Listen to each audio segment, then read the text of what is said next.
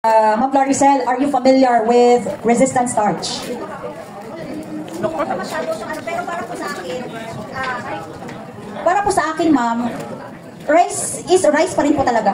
So, makonsider ko po siya na whether ni-store mo siya sa fridge or kahit saan man siya, rice pa rin po. Considered as high carb pa rin po talaga.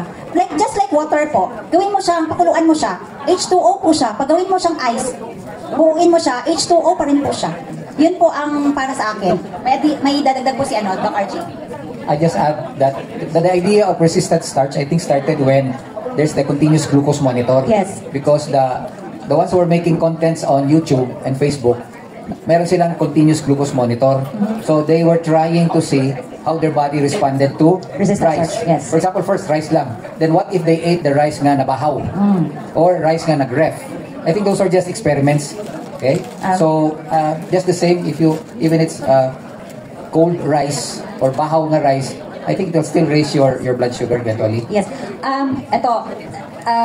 Sa pagkakaalam ko, sir, tinuro po yan sa amin, pero sa pagkakaalam ko sa resistant starch, specifically for the rice na i-ref mo or mabahaw siya, hindi po siya totally lahat ng glucose, hindi siya mako-convert lahat into resistant starch. So meron pa rin maiiwan na starch, hindi resistant. Nakalimutan ko lang talaga yung number ng percentage. So it's either 30 to 35% or 60 to 65%. So meron pa rin. However, in comparison to the bagong lutong bagong gilungag nga rice, bagong saing, mas mataas talaga siya kasi wala pa siyang na-develop na resistant starch. Okay? So, klaro yan sa nutrisyon. Meron yan sa mga books namin. Pero, hindi total ang kanyang pag-develop. Hindi lahat. Okay? So, hindi mo, tapos again, the load that you're eating, how much are you eating in terms of the resistant starch rice? Kunyari, 1/4 cup lang kinain mo versus 1 cup, kung pareho sila na may resistant starch, syempre, mas low ang glucose na makukuha natin doon sa 1/4 cup lang kesa sa 1 cup. So, gano'n na lang. So, hindi siya contradictory sa sinabi ni Miss B. Si Miss B at si Doc RJ ay kumakain ng rice. Pareho sila. Bakit? May rason yun. When she climbs the mountain, she needs that at naburn. Kaya hindi siya possible na she'll be out of ketosis for some time, pero babalik pa rin sa default na in ketosis. The same with Doc RJ, and Doc RJ does not do that every day. There are only times na grabe ka siya kahago, then he will eat a small kamote or na walang resistant starch na yung kamote or yung rice, kahit walang resistant starch pa yun. Ang ano lang doon is, kung isang beses mo lang kinain, yes, po pwede kang makaalis sa ketosis, but your goal is not to be in ketosis. Your goal is to maintain good health. If you do it once, okay lang. Tsaka, mataas kasi ang activity. Ganito kasi yung katawan ng tao when our muscles need the glucose. So, pag rigorous ang kanilang mga physical activity and they will eat the carbs, it's okay kasi yung glucose may pupuntahan. Hindi siya i-store ni insulin as fats. So, dapat maintindihan natin ano yung metabolic effect ng carbohydrate sa loob ng katawan natin. Hindi yung susunod ka lang na kasi resistant starch, kakain ka na, tapos naparami yung kain mo, tataas pa rin yung insulin mo. Ganun siya. Okay, unless buong-buo siya na lahat yan resistant starch. Walang percentage yon, ganun lang siya. Okay? So, I understand yung point mo, sir. Hindi ko na babasahin yung question kasi na-address na natin yung question. Okay. Miss Janet? Yes, Doc. Yes, I'm going to add something with that. No? It depends upon the body of the person or patient. If you have illness, I suggest do strict, no starchy foods. Kung may illness, if you have none, kasi I've been there, no? I was obese there. Doing exercise, doing triathlon, and still overweight. Bakit? I eat starch, rice, bread, I eat that. So nung natutunan ko ang low carb, I take out of these foods, starchy foods, tinanggal ko, wow! Nag-improve yung weight ko, but different story naman dun sa mga may health issues. If you have health issues, do the strict. Please, no starchy foods. Yun lang advice ko sa inyo. Magugulat kayo. You will be amazed what will happen. Thank you, Doc Brian. Okay? So, thank you so much. So, ito, meron pa. Sige, Kuya Gibo. Next question, please. Okay, next question. Pwedeng isa na lang muna ang sasagot. Mag-usap na lang kayo. Why is it that eto madali na lang si Dr. Arjun ang address ko nito. Why is it that even some medical doctors do not agree with low-carb concept? Didn't they study the physiology of hormones, proteins, carbs, etc.? Ang sagot nito, preliminary, so kayo na magtuloy, Doc. Ang sagot nito, ang nutrition subject ng mga doktor natin is only 1 semester. Tapos, minsan pa niyan, yung ano lang, modular pa, wala talaga silang kaalam-alam sa nutrition. Okay. Being the senior doctor, no? Bata kasi si Bri. There are very, very few of us.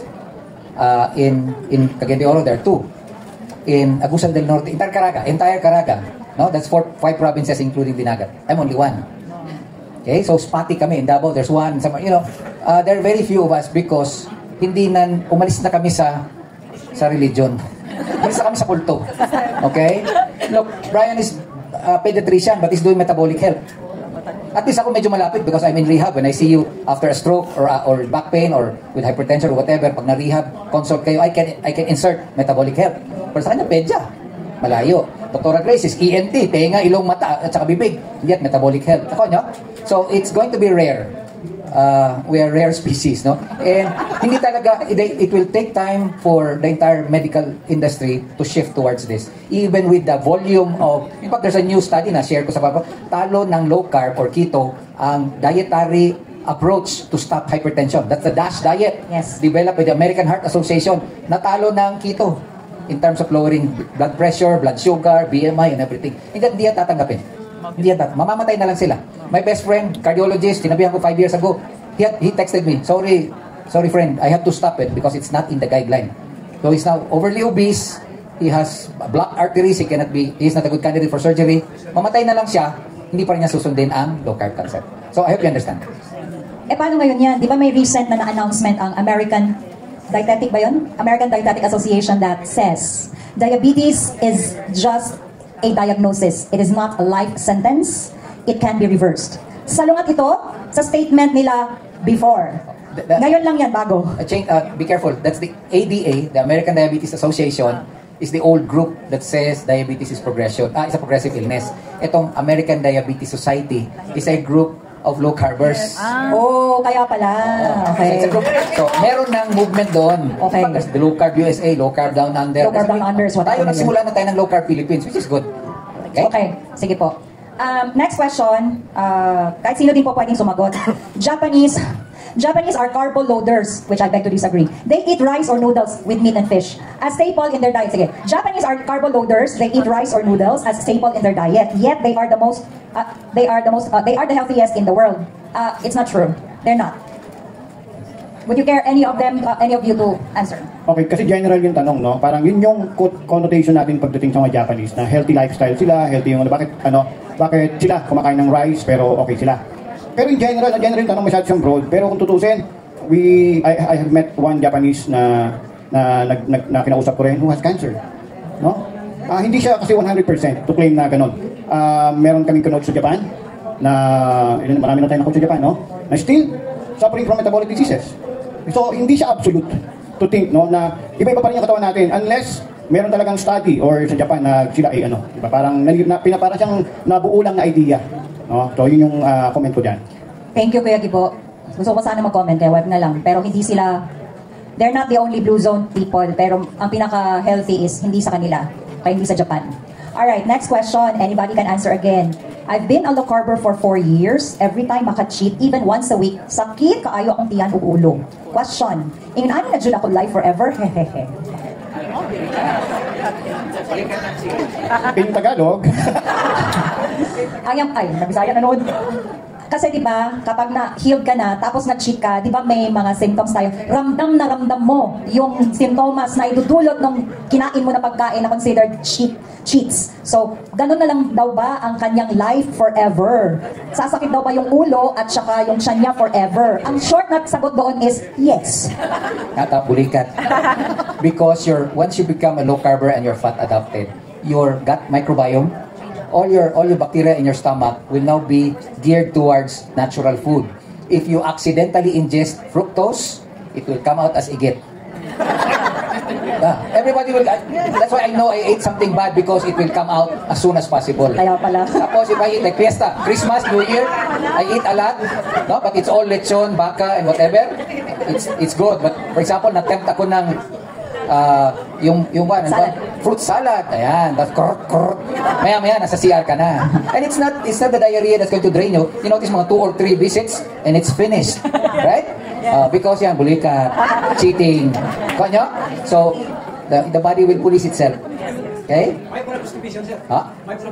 Yeah. Ano, if you think you're constipated with carnivore, you won't be. You won't be. You'll have, pero solid imong stools. Oh, marag di mo plus.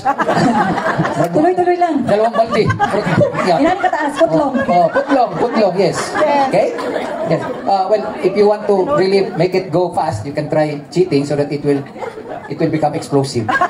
If sige, if you are a low carber and you haven't had a foot-long stool, wa pa ka nakaiog kung hindi ka tinuod ng low carb. Yes, that's true, no? Kay, ako talaga is, parang strict na ako, 20 below na carbohydrate. So, sometimes, 7 days, hindi pa nakakapoop. So, ang iba, nawo-worry, ma'am, bakit ganito? Hindi na ako nagpupoop. Kasi nga, lahat ng kinain mo, na-absorb na ng katawan. Kasi hindi ka kumakain ng mga fiber. Now, if gusto mong mag-poop, mag-inom ka lang ng coconut milk. Straight away yan. O, lalabas. O, kaya pag hindi ka mag-inom, parang constipated ka, ganun. Tapos sabi ni Doc RJ, parang malaki talagang lalabas. Tapos maganyan ka.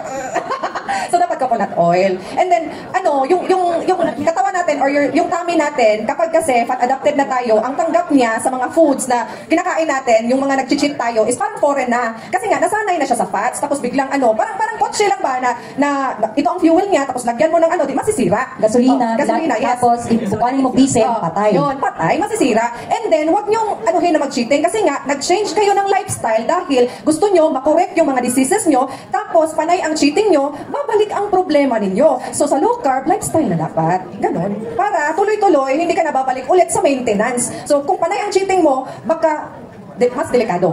Yun. Okay. Thank you, Ms. Krisha. Okay, ito, di ko masyado nag-gets ha, pero this is in terms of fasting. Although, pinangunahan nyo naman kami, for next year na topic naman sana to. Pero sige na nga lang, in terms of fasting. Sabi dito, in fasting, month of Ramadan. So, I assume this is a Muslim who's asking. In fasting, no intake, even water for 14 to 15 hours. As I understand, sunrise to sundown ito na walang no solid, no liquid. Pero pagdating ng gabi, they are allowed naman to drink water and eat. Ang question niya is low carb advisable? My short and simple answer is yes. Yes pa rin, okay? Yung tanong niya na follow-up question is how? Sinagot na yan kanina ni Ms. Krisha, habang wala pa yung Ramadan, dapat mag-low carb ka na para pagdating ng Ramadan, fat adapted ka na, it will be safe for you to fast even 24 hours. Okay? Yun. Hindi ko naalalawakan yun. Pero anybody would like to add, si Doc Bry, Kuya Gibo, or Ma'am Clarissa Janet, so ngayon, anong oras na ba? 5 o'clock. Last meal ko kahapon, 7 p.m. Hindi pa ako kumain. Binigyan ako ni Ma'am Tipi ng lunch at saka yung sandwich. Still naka-fasting. High energy pa rin! So ayun, kapag fat adapted ka na, kaya mo ng 1 day, 2 days, 3 days, 4 days, 7 days fasting na walang gutom. Electrolytes, asin, at tubig lang. Yun. Asan yung pagkain mo? Full akin. Kompleto pa. Pre, may dadagdag pa kayo. Wag na lang kasi para sa'yo to. Address to Doc Brian. 27 days na po ako nag-low carb. Tapos, 140 over 100 pa rin BP ko. Tapos, lagi ako kumakain ng pork meat. Okay lang ba, Doc? Oo naman. Meron akong 50 milligrams na losartan na iniinom everyday. Ang tanong lang niya doon, Doc, okay lang ba daw kumakain siya ng pork meat na kahit 140 over 100? Yes. So again, the short and simple answer, yes.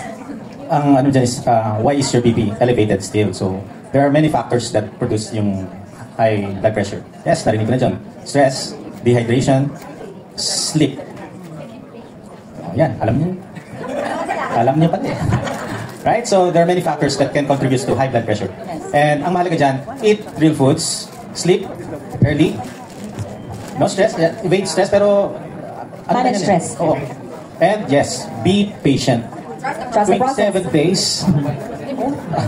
Parang gusto niyo na agad, no? 90 over 60. There is, I have patient 1 month out of medication na siya saan. Kasi nagna 90 over 60, 85 over... I have to remove the medication. In 1 month lang yun. So, different body, different outcome din. Okay. So ito, address siguro ito sa doctors kasi medication ang tanong. Pwede rin si Ma'am Floricel. Pero ito, I am a patient with polycystic ovarian syndrome and diagnosed with DM type 2. Along with my medications include taking OCP, oral contraceptive pills, to control my hormonal imbalance. My question is, when doing fasting, does it break my fasting, yung pagtitake niya ng OCP, especially when doing long fasting, like 48 hours? Ang sagot ko doon, hindi. Pero the doctors and the pharmacists can As long as walang included na mga yung may calories, may added, hindi ba, may added sugar. Yes, yun yung may calories yan eh. So, it will break your fast. Kung wala naman, it's whoever has PCOS is infertile. Hindi mabubuntis. Bakit siya naka-OCP? Bakit siya naka-pills? No. Ordinarily, OB or gynae will give you metformin to bring down your sugar. Or kasi metformin will tell your liver to not to add more sugar to the system. So, ang gamot lang sa PCOS is to take away your sugar. Eat more meat.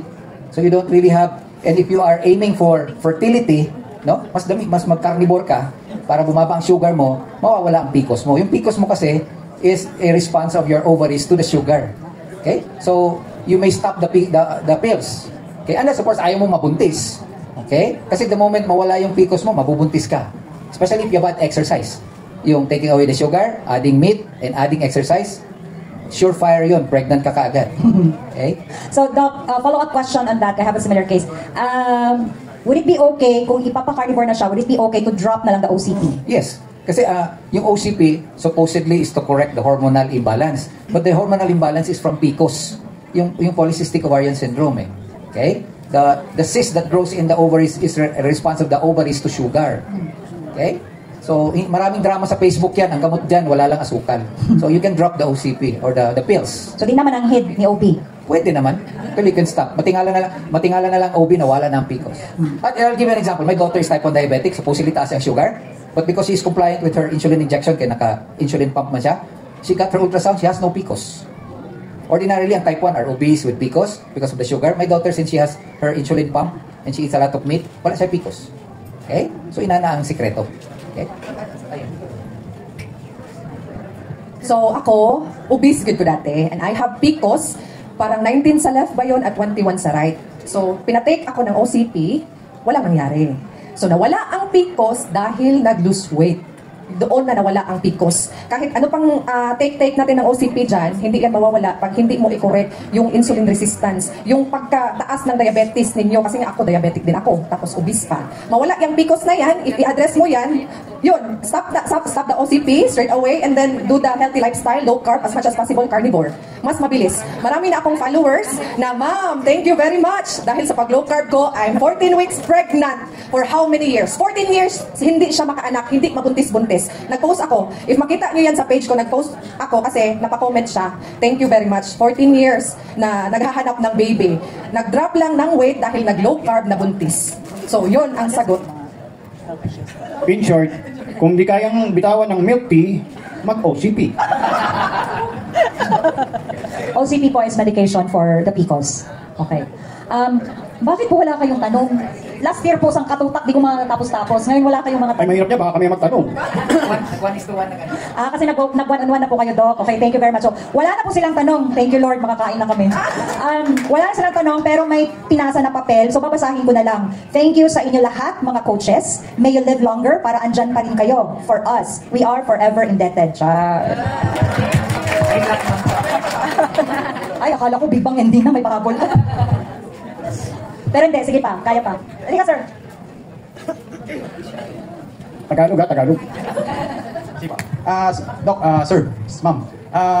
Ito na ano ko lang to sa Facebook naman. Nagki-claim kasi, someone claims, narinig niyo na to. But, is diabetes is irreversible? Bakit? Irreversible. Kasi sabi nila, low carb daw is masking only.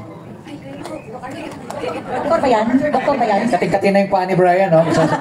Sige, Doc Brian. Ay, si Kuya Gibo pala, Kuya Gibo. The age before beauty muna. No. That was before.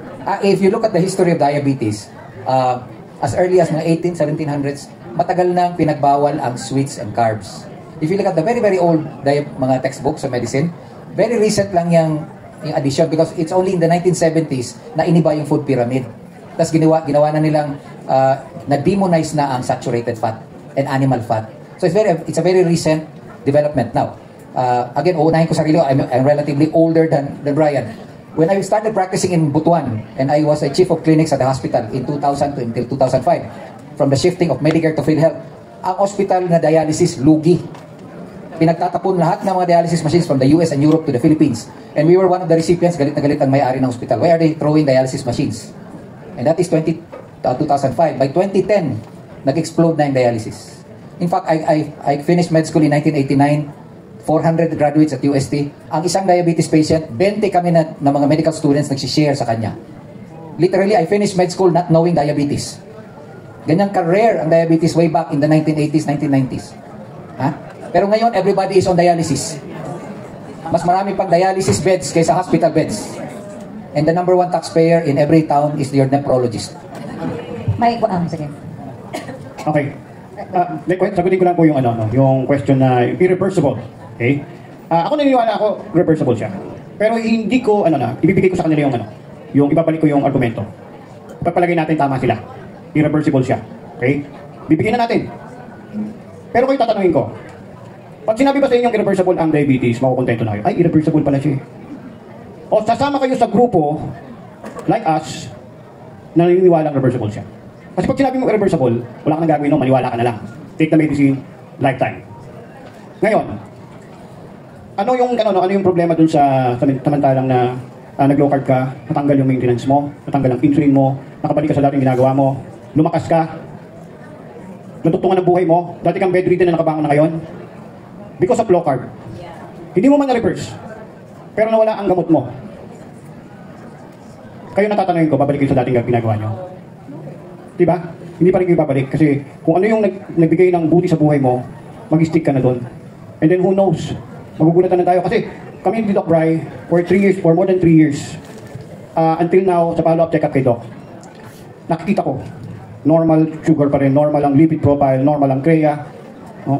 So kung may mali, dapat si Doc na yung nagsabi, may mali. Kaso bakit baka hindi tumitigil? Kasi our coach mismo ang nagte-testify na nag-work sa kanila. Kaya kung bakit babalik sa dati, di ba? So pabayaan na natin sila, yung naniniwalang irreversible sila, at tingin mo saan sila papunta. At least tayo, we're doing our best because we are in charge of our health. Okay? Tama. Okay. Thank you, Kuya Gibo. Yes, Ma'am Floricel.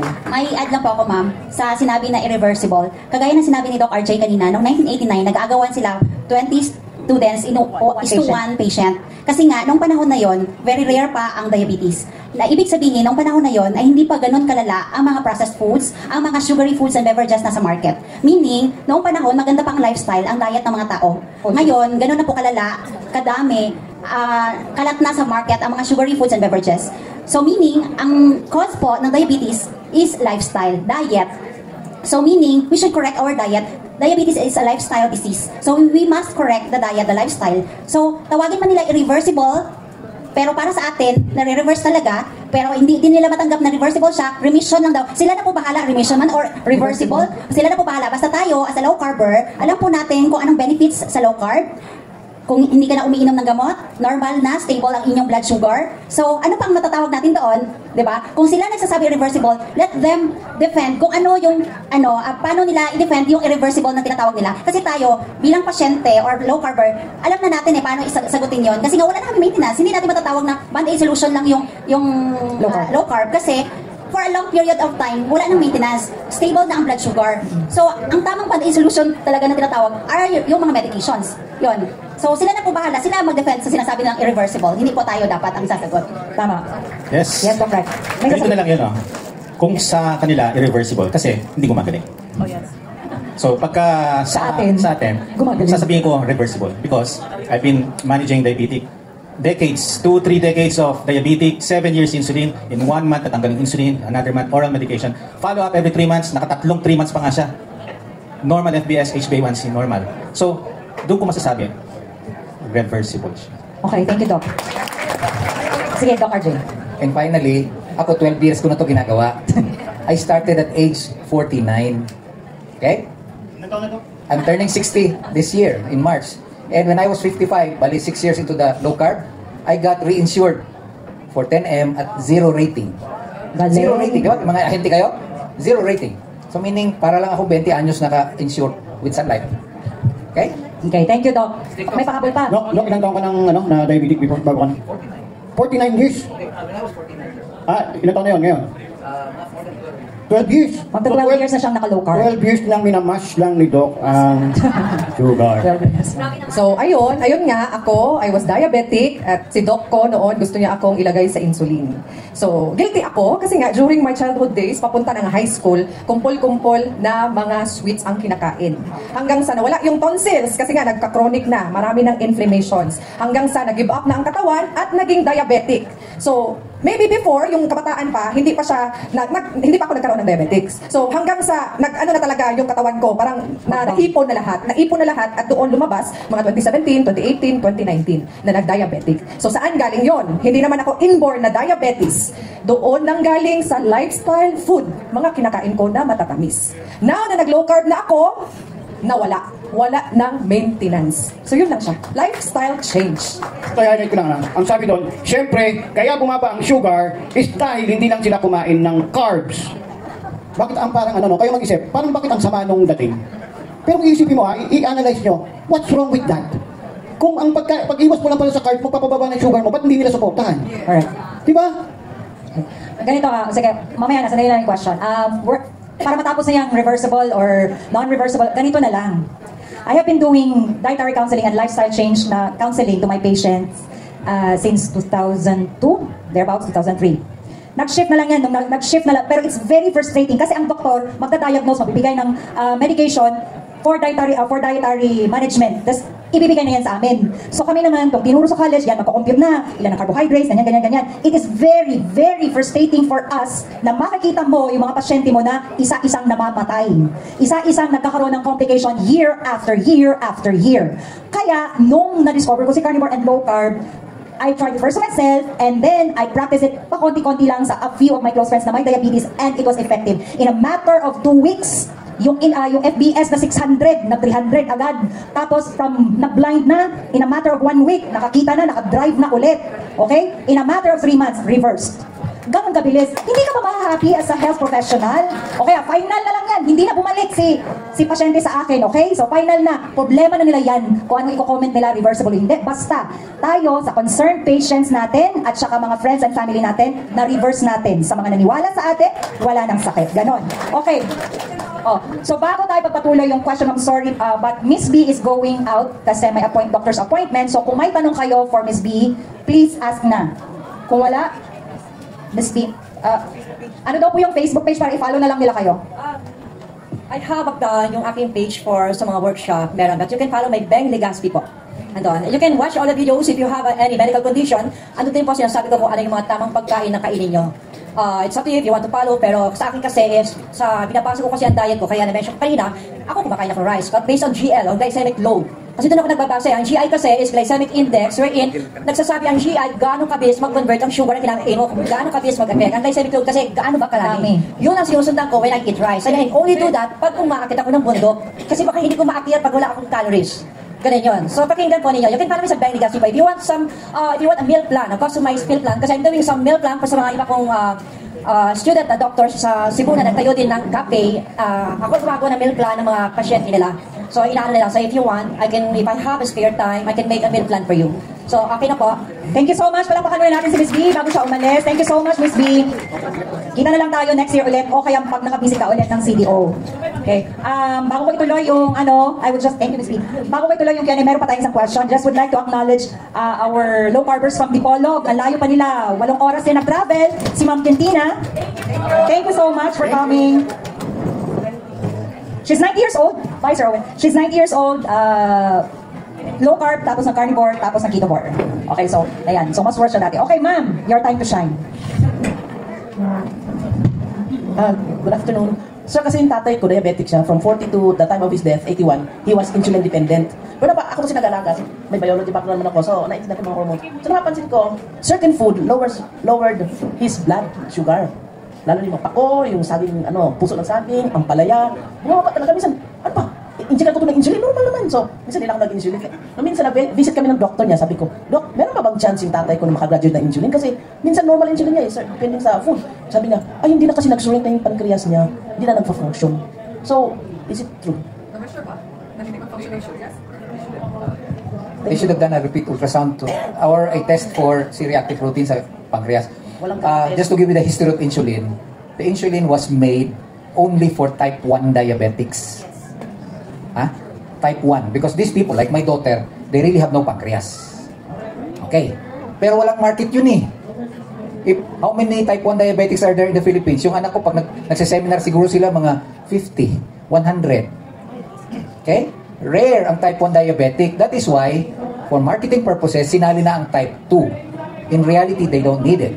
You don't need insulin for type 2. Understood? Yan yung realization doon.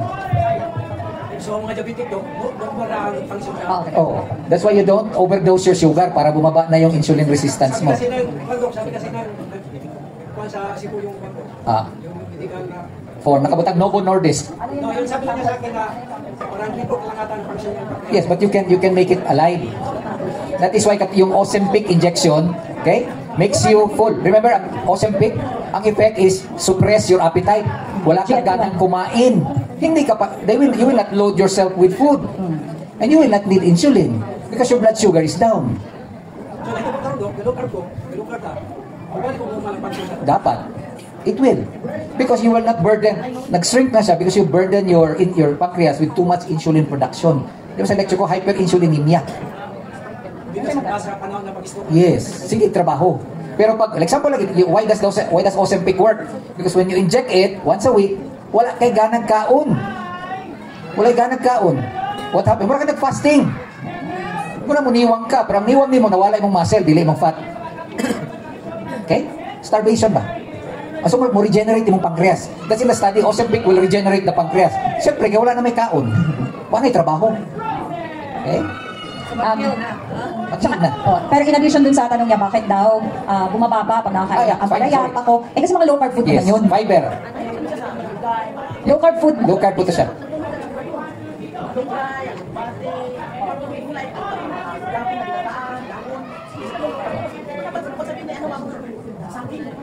Fiber. Ganito, sa list of foods, there are general concepts na ito nakakababa, ito walang sugar. So, ito walang sugar. So, it should not raise up your insulin. Pero may mga outliers tayo na pasyente, di ba Doc? May mga outliers tayo na hindi nasusunod kung ano yung general norm na imbis na ito low carb food, pero sa kanya tumataas pa rin. Imbis ito high carb food, pero sa kanya miskulang bumababa. Mga outliers lang yan. So hindi siya kasama doon sa general population. Meron tayo mga pasyente na mga outliers. Yung kung ano yung general concept, it's not true to them. Ganun lang. Okay? Sorry about your dad. Okay. Sir, may question na si sir. Good afternoon. This is just a general approach, no? Yung parang holistic. As a community, meron na ba tayong move to ask the government to make a regulation or a law para po yung the little ones, the younger ones, hindi lang tayong mga matured na, ay mag-low carb na din. Para po ma-prevent natin yung diabetes. There is the train law.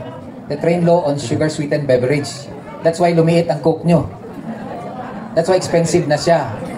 Pero masarap pa rin. So even my colleagues, all the doctors still drink Coke. Okay? Wala na. In fact, I did a lecture with DOST, Philippine Science in Caraga. I was asked, Doc, why doesn't the DOH tell us or the National Nutrition Council?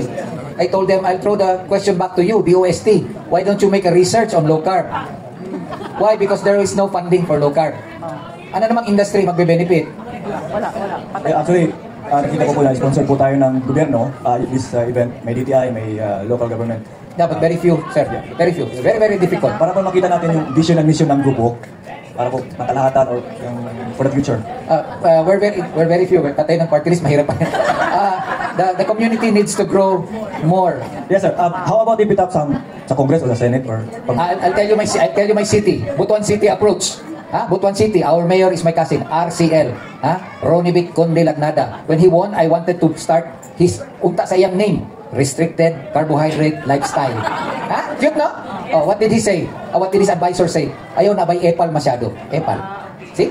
Had he taken my suggestion 2016, this is his last term, he could have improved Butuan City's health through RCL, Restricted Carbohydrate Lifestyle. Pangalan niya yun. But no. Kasin ko yan. Kaya advisor ko niya. I gave him my input. Nobody listens. Okay? Ano din yan, sir? politics din yan. At saka, from the way I understand how our health system here in the Philippines work, lalong-lalo na in terms of nutritional guidelines like our food pyramid, nangungopia lang tayo sa US. Sa totoo lang. When yung food pyramid natin, kung ikukumpara mo sa food pyramid ng US, halos magkapareho, iba lang yung terms, iba lang yung serving portions, konti-konti lang yung difference, okay?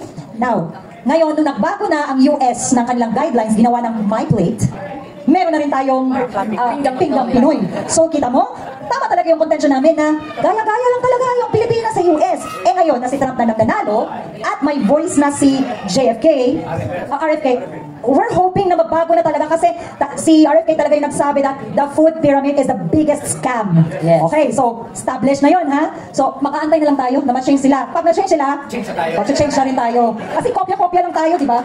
Yun. I just want to add something, Miss Janet. Ako for me, kung gusto talaga natin mabago yung lifestyle ng anak natin mismo, huwag na natin intayin yung politics, yung government.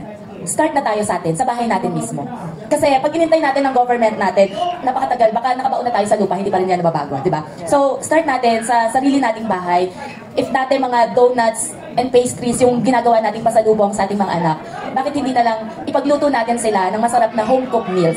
Pabaunan natin sila ng mga home-cooked meals na ma-appreciate nila. And instead na mga high-carb na treats or mga pastries, breads, why not itry natin gumawa ng sarili nating mga bread or cakes, pastries sa bahay na ang ingredients ay pasok sa lifestyle natin. So start with sa bahay natin para mas ma-achieve natin yung health na gusto natin para sa mga anak. At yan din yung reason why we surrender our high-carb cake. No? Isa yan sa naging advocacy ko na baguhin na namin from our end. Kasi nung nag-high carb cake pa kami, no, we are doing cake for 88 years old, no, and then pinapaganda namin yung cake, and then hihingan pa namin ng video sa binoblow yung cake without knowing the health status nung birthday, may birthday.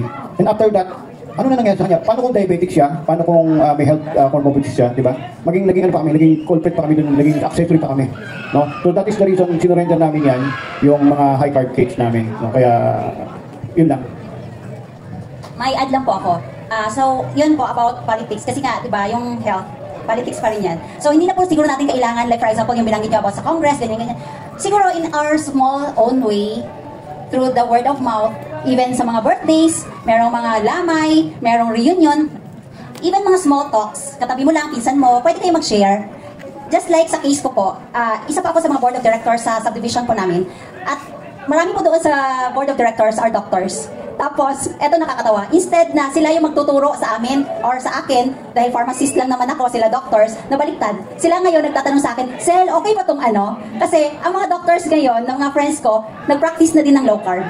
Yun. So, sila din siguro, na-realize nila na yung mga vlog ng mga low carb vloggers or doctors, na-realize siguro nila na may punto tayo. Yun. Kasi lagi ko sinasabi, ang paniniwala, at sabi din ni Doc RJ kanina na luma na yun yung mga pinag-aaralan. Kahit kami, nasa medical course, medtech, RT, PT, mga luma na po yung mga textbooks namin. So, kailangan i-update na talaga. Kaya, yun, kasama na po ang paglo-low carb, sana ma-adapt po nila. So, kahit mga small gatherings lang, pwede po kayo mag-share. Yan po. Add ko din na kaya natin to ginagawa, itong mga low carb conference, is in our own little way, baka sakali, marinig tayo ng mas malalaking grupo para mas maipakalat pa natin yung ating lifestyle. So, in God's perfect time, diba? Baka makuha nila. So, ayun na nga. Also, masasagasaan yung food industries. So, kung lahat maglo-low carb, wala nang sakit lahat, wala nang mga commercialized na pagkain, wala nang masyadong tax, wala nang gamot, walang funding. Kaya napakahirap niyan iakyat sa Kongreso. Doc RJ, baka ikaw na. Napakahirap. So, tayo ngayon, ganito, conference muna, until such time, lahat na ng mga Pilipino, ma-open na ang mind. Kaya lang, ang isang ano dyan, marami pa rin mga doctors na nasa sistema. Hindi makawala-wala sa sistema. So, ayun ang ano natin dyan, problema. So, hindi nila matanggap-tanggap. May ego sila na reverse lahat ng mga sakit dahil sa low carb. May mga doctors, may mga friends ako na doktor, na kahit anong sabi ko sa kanila, ganito, ganyan, parang, ano na sa kabilang tenga. So, yun, at least nag-try ako. Bahala na sila. Ayun. Si Ma'am may tanong yata. Hello everybody and thank you for the coaches to be here. Nakakatawa, I have a lot of downloads from the hindi pala masarap pala na kumain ng maraming karne. And to transition to my question, I have a special need child and he's non-verbal. And with their last laboratory, super taas ng uric acid. So, nalokang noong nanay. And I don't know how to adjust his diet kasi very picky na eater yung kondisyon niya. I saw a symptom. So I got a question from you. I think the problem is he's non-verbal. So, as you How old po? 12 years old po. Non-verbal. Ikaw sagot. Yes. Ako munang sasagot kasi ako yung may autistic child na bitbit ko kahapon. Okay. Pero carnivore na siya. Ilang months na? By 6 years old, stop eating rice. Ilang ba? So 6 years na siya, nagka-carnivore. Ngayon lang tumaas yung uric acid, last year. Napa-check ka ulit? Pero wala pang result. Pero sa tingin mo, wala siyang kinocomplain na bubu or something na pag ginaganyan mo yung kanyang fingers, umaaray, wala naman. But let's take yung behavior na like kasi I don't know if it's the silent seizure, I don't know if it's the pain, I don't know if it's the So sa laboratory niya, uric acid lang tumaas. Marami, coach, however, check ako with my bare eyes, with my bare knowledge. So, yun na parang, ang bata ko na, bakit mataas? So pag 24/7 kang nakabantay sa kanya, alam mo talaga, monitored mo lahat ng kinakain niya. Yes, kasi kami, Raw meat with just salt, walang other, walang magic sarap, walang zesting, walang... Or is it dirty carnivore? dirty carnivore. Ayun, there's your answer. Kasi dalasa, like that. Yes, oo. So yun. Tinatanong ko yung time frame. Kung 6 years old pa siya, kumakain na ng rice and no other carbohydrate. So basically... okay. So it's a pizza. It's not the meat. It's the pizza, it's not the meat. My son is hindi... Kasi nga autistic, ang hirap i-discipline. Lalo na pag non-verbal. So, sa akin naman, hindi siya fully non-verbal. Nakaka-express naman, pero may abrak siya, may mga ganun. Anyway, kung plain meat lang talaga kinakain at nag-shoot up yung uric acid at wala nang ibang indication sa laboratory, walang pain na nararamdaman, walang problema.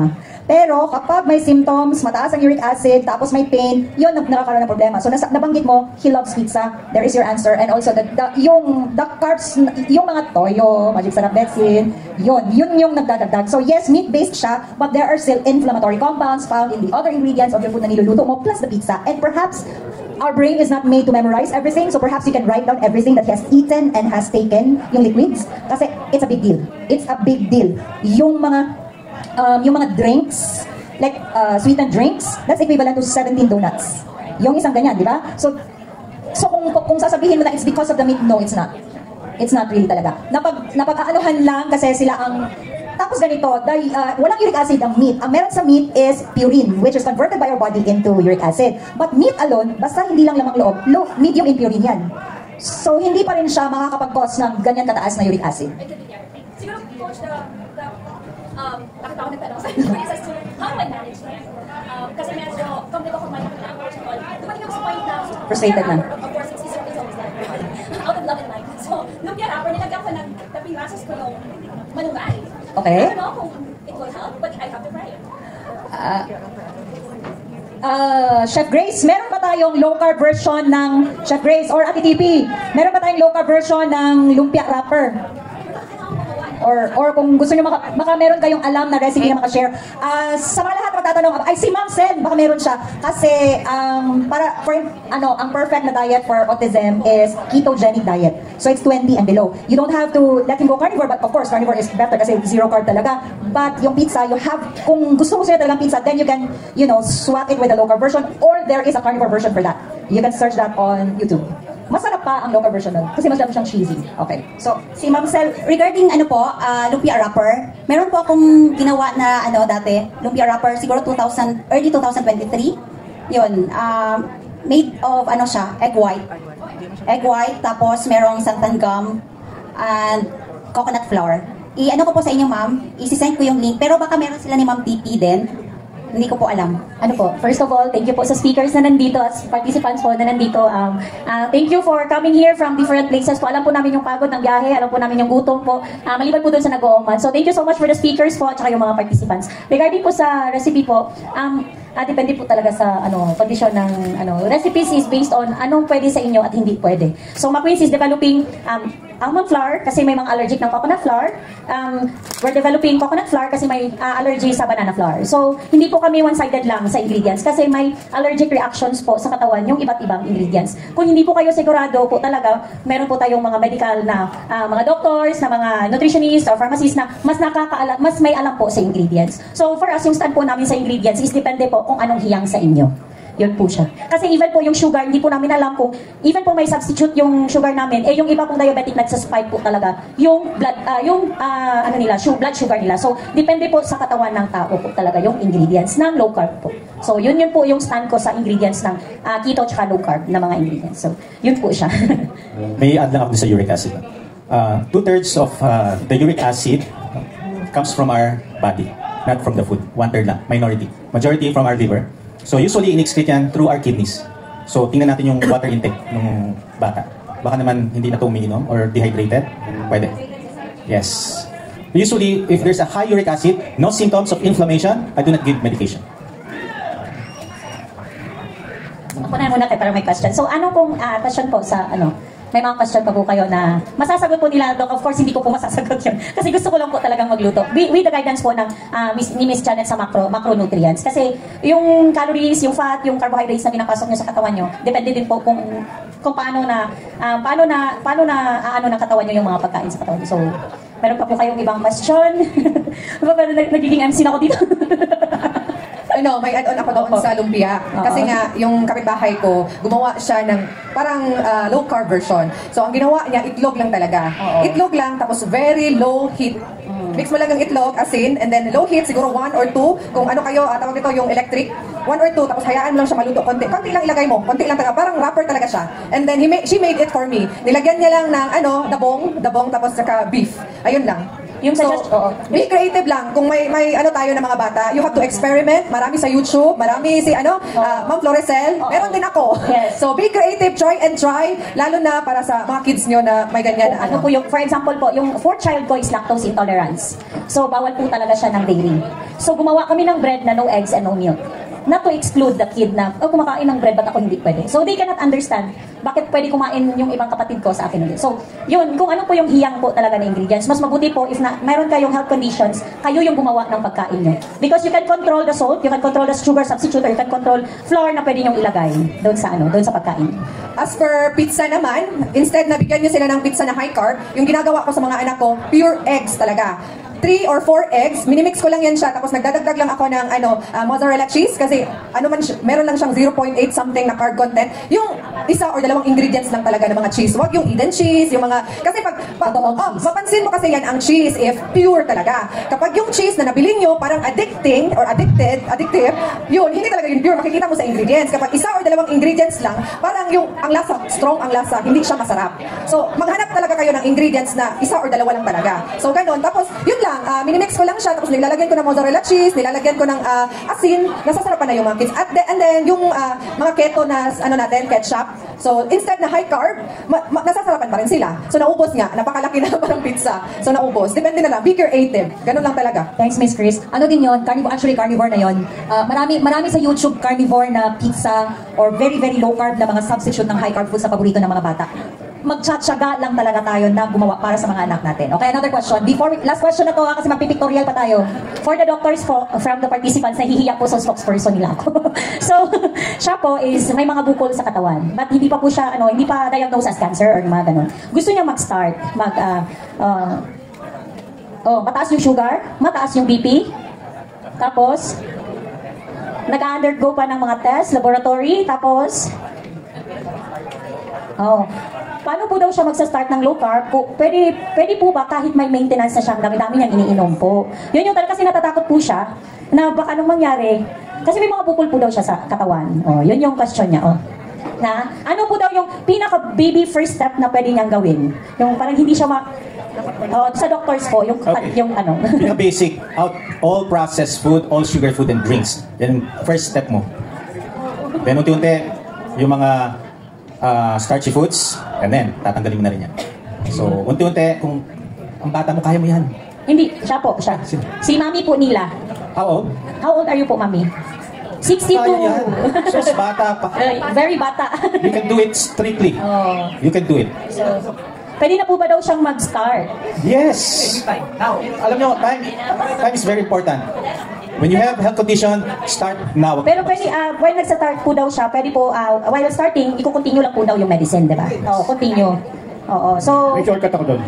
Dun sa how to basic start at litong-lito, natatakot. Opo, yun kasi yung feeling ata ni Mami. Shortcut na magpa-consult ka kay Dr. Yes! Yes, chat mo na. Oh, Bigyan namin kayo ng confidence to start. Yes. Eh ako daw, paano ko? Madali yan. Doc. Okay, meron pang last po daw. For patients with high, ay, spoke for person na talaga, high thyroidism, bawal daw po mag-lift weights. Totoo po ba yun? Bawal po ba daw mag-lift ng mga weights or exercise kasi? Okay. Hyperthyroid? Hyperthyroidism? Hyperthyroid? Oo, opo po daw. No, ang hyperthyroid lang naman mabilis ang metabolism mo. If you lift weights, it will still improve you, no? Yung katawan mo. But for hyperthyroid, meron naman silang gamot to suppress the production of the thyroid hormone. So walang connection yon. Pero hypo or hyper, nasisira ang bone. Nag-osteoporosis, whether hypo or hyper. So more reason to do lot of weightlifting, resistance training. Ano yung baby steps po? Doc Renato? You have to start with basic body weight training. Hanapin mo yun, marami yan sa YouTube. Mga body weight training, followed by calisthenics. Huwag muna kayo magpunta sa barbell at dumbbell. Yung mga gym na yung mga... Pag sinimulan mo bukas, meaning sa May ka pa mag-dumbbell. So February, March, April, free weights ka muna. Push up, sit up, yung mga ganun. Mga squats, lunges, and so on. Okay po. Baby step, magpa-consult kayo kay Doc. Yeah! Or kay Doc Renato, chat niyo po yung page niya. Nandun po sa logo namin. So, may add ako, baby step. Lahat ng mga processed foods, mga sweet foods talaga, tanggalin na yan. Yes. And then, do the general low carb. Unti-untiin ninyo, kung natatakot kayo, unti-untiin ninyo ang pagtanggal ng mga carbs. And then, very important na magpakonsulta kay Doc Bri, kay Doc RJ, kasi bawal mag-DIY. Yun nga, bawal mag-do-it-yourself. Kasi nga, instead na makatulong sa'yo, hindi mo alam yung mga ginagawa mo, marami kang gamot. Kapag nag-do-it-yourself ka, baka mapasama pa. Yung hypertensive po daw, pwede po daw mag-lift weights? Yes.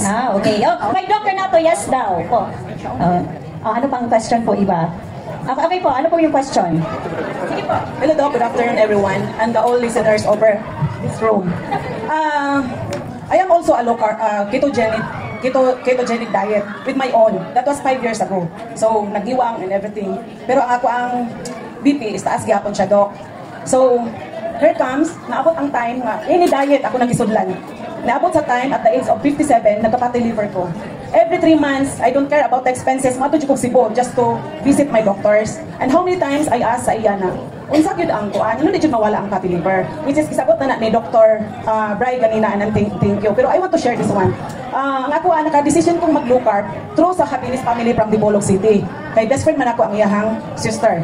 So to make it short, dili ko magkadimao nowadays kung without the proper dietitian at the same time nutritionist, which is Ma'am Janet Almasin. So I would suggest to everyone, katubit ang daghan kay question about it, dili man gud ta pwede mag-DIY. Kasi let's say for example, mayaw-yaw tag electrolytes. What are those electrolytes? Ang sakto nga timpla. Like ang Epsom salt, lahi man ako understanding ana before.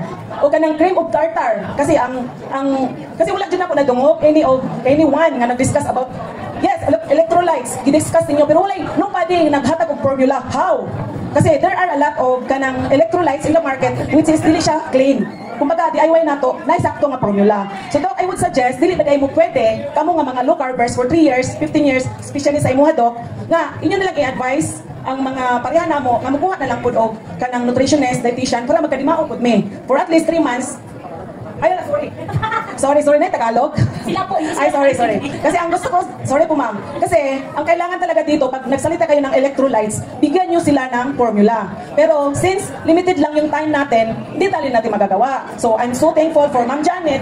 She's my nutritionist. Ang ga-advise din sa akin, si Adon, Happiness from Dipolog. At first, hindi talaga ako dyan. Tawa-tawa lang ako ganyan. Sabi ko, galing naman ako dyan. Ketogenic, hindi na ako nagano. Yung ganun. So walang nangyari. So the time on, na meron na si Ma'am Janet, at least, meron na siyang result.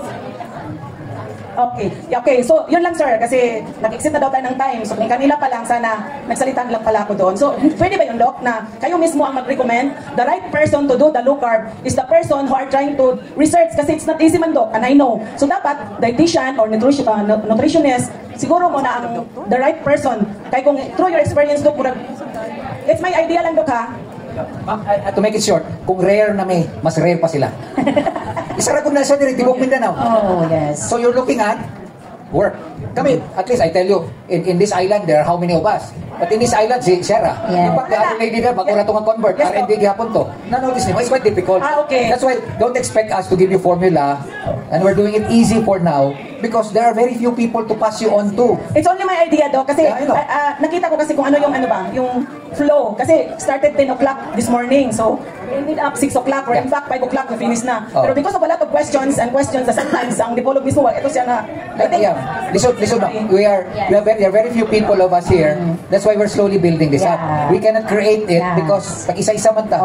No, that's why we're doing it on a general aspect. That's why we can go check Dr. Brian and Gibo because they're doing it as coaches. Yes. We're trying our best po talaga. Murag tinabanga pa in Bisaya or pwede po tayo magbayanihan. To share post ni Doc RJ, post ni Doc Bry, post ni ni Dr. Pharmacist, ganun po. Ayun mga po. Lang po ako, yung sinasabi ni Ma'am. Isa pa din po kasi, parang in general lang po yung mga dinidiscuss lahat kanina, from Doc RJ hanggang sa pababa kanina. Kasi pagka ang ano po kasi natin doon, punto natin doon, i-address natin yung sa patient, per patient, kasi iba't iba po kasi ng issues per patient eh. So kung magbigay tayo, ito yung formula ng ng electrolytes. Yun. Tapos hindi pwede sa kanya. Si carnivore, si ketovore, si iba-iba. So dapat kasi personalized kasi ang paglo-low carb. Hindi siya kagaya ng traditional way of treatment na may diabetes ka, metformin. May eto. Ganon. So kung may budget po kayo, magpa-coach po talaga kayo para well-guided. Kung walang-wala, before you start low carb, you must research talaga. Pag-aralan ng maigi, araw-araw, manood, lahat, magbasa. Pero kung meron namang budget, magpa-coach po talaga. Yun po yung ko. Got your point po. Thank you for that. Thank you to clarify po. Yes, sa dami ng na-coach namin, I have many patients na isa ang symptoms, iba ang management. Yes. Nag-start ako sa pinakamababa muna. Then kung hindi nag-work to, ito, bibigay ko. So individualized talaga. And we will know that kung namomonitor po kayo. Kung hindi, ano pa rin ako, questionable kung ano yung gagawin ko. I need to monitor you daily. Hope that's answer your question. Yes, individualized. Yes, personalized. Yes. So other questions po, or last na yun, parang time out na pala. Ako mamaya po, dami akong question. So ngayon po, to those na naiwan po, baka gusto niyo magpa-picture sa mga speakers na, or group pictures na lang po para mas madalian po. So, come in. Come on down. Yes, thank you so much for everyone. Thank you for coming here in Cagayan de Oro City, and thank you so much for making this event successful po.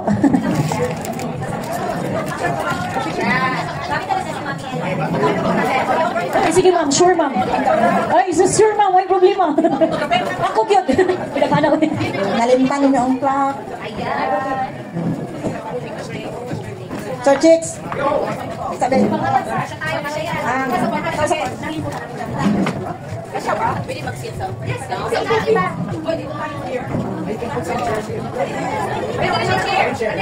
Alright, sige, go.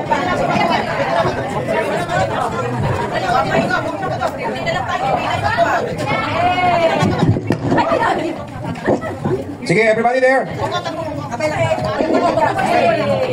Ako yung sample ko. Kanina ko, ganyan lang. 1, 2, 3. Smile. Okay. Alright, while your pictures are being taken, alright, I will like to acknowledge, right? Thank you. So, isa-isahin ko na lang, alright? This plaque of appreciation is given to Gilbert and Shirley Salvador. Right? Okay na.